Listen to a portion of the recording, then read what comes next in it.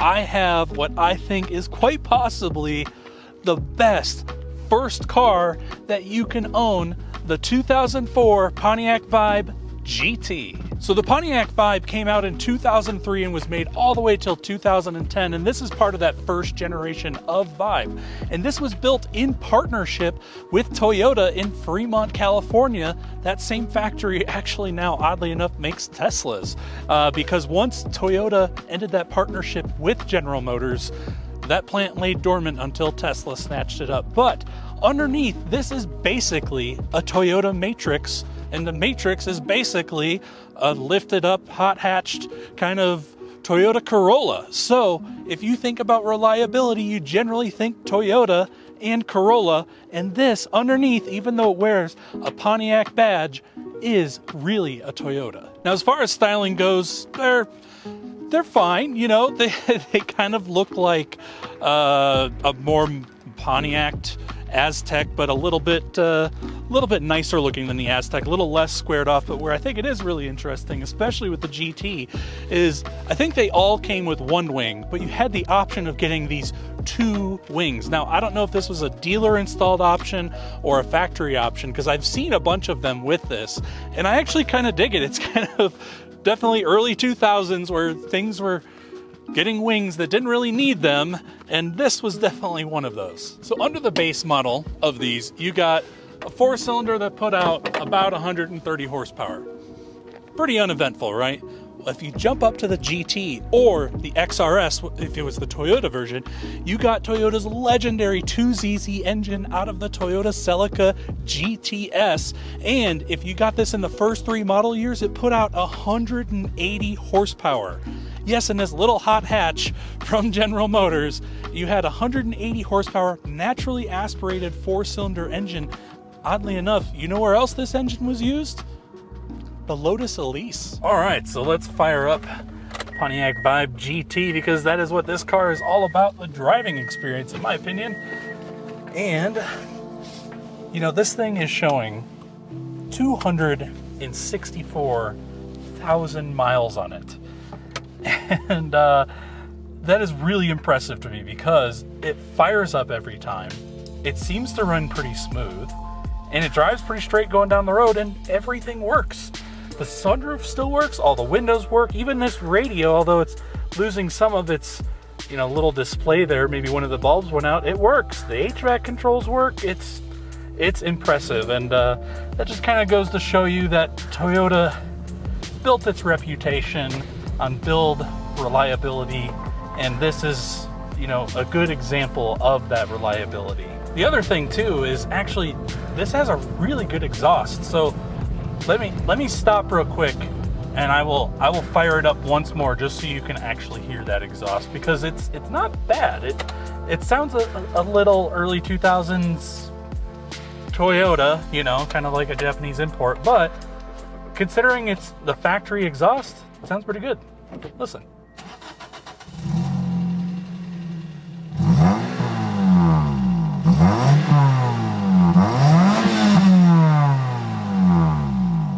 All right, so getting the Vibe out and giving it the beans. Oh, feel that 8,000 RPM red line all the way up to the top there. It's not too bad. That was 60.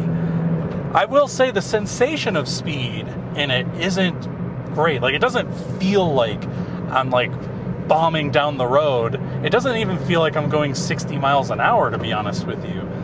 But it does feel really comfortable. It's kind of actually really nice to drive. It's oddly, like, you know, not too loud, and it's kind of quiet, and the seat is got a lot of cushion to it, and it kind of hugs you a little bit, but not too much, just in the right spots. Yeah, I mean, for how quick it is, and how the fact that it's like an economy hot hatch, it's nice. It's just a good place to be. Now, these are incredibly practical.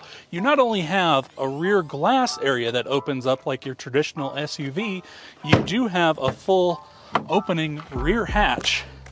And then you get split folding seats that you can fold. Well, we got a camera bag in there, but you can fold these completely flat. and I've got the C2 bar pack. But as you can see, the nice thing is you get an entire plastic floor. So you can throw stuff in here, beat it up, and use it almost like a little trucklet, and just beat it up and haul stuff around in here, and it's super practical. Now the practicality isn't limited to just the back. There's a lot of really good things going on in front here, starting with the fact that you can fold this seat completely flat so that you have a nice little workspace here, I guess. I mean, it's kind of slanted, so I don't know exactly what you'd want to put there, but you can do that. You get your typical cup holders, you got a lot of storage, and as well as an additional storage bin right up here in front.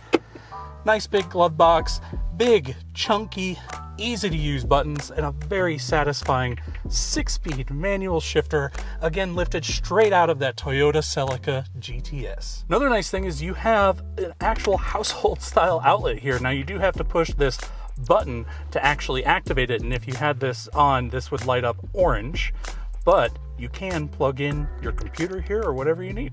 Now let's talk about pricing on the Vibe GT. So I bought this at a dealer auction, so let's be real, I got it probably cheaper than most of you can, and I bought it for $1,000. And I've put about another $1,000 into getting it running as good as it is because it had some deferred maintenance going on with it. But for those of you out in the real world shopping for these, you can realistically get these, even with a lot less miles than this one has, for less than $5,000, and in some cases even less than $3,000.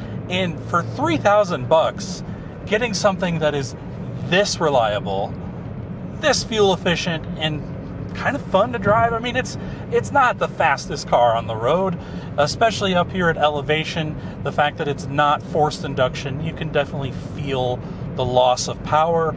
So if you had a GTI or a Mini Cooper S that's supercharged, that's going to feel faster, even though this has more horsepower at elevation.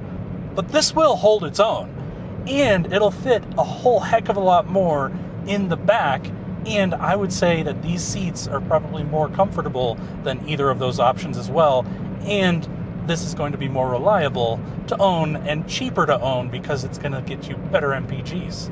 So it's a pretty good bargain at that price point, I think. So I really think that this is one of the best cars you can get if you're someone that's got a fresh, newly minted license, or if you're just looking for a very inexpensive car to have as your only vehicle. If you want something that's still fun to drive, practical, where you can fit a lot of stuff in it, it's going to get you some pretty good MPGs and Toyota reliability.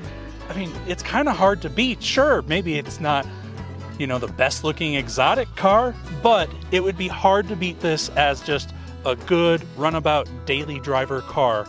And I'd be curious to know what you guys think in the comments section below. So please let me know. And if you have some ideas on what you'd like to see me do with my Pontiac Vibe GT, also throw that in the comments below. But for everything else, check out all TFL. This has been Brendan and Alex behind the camera. Thanks for watching, guys.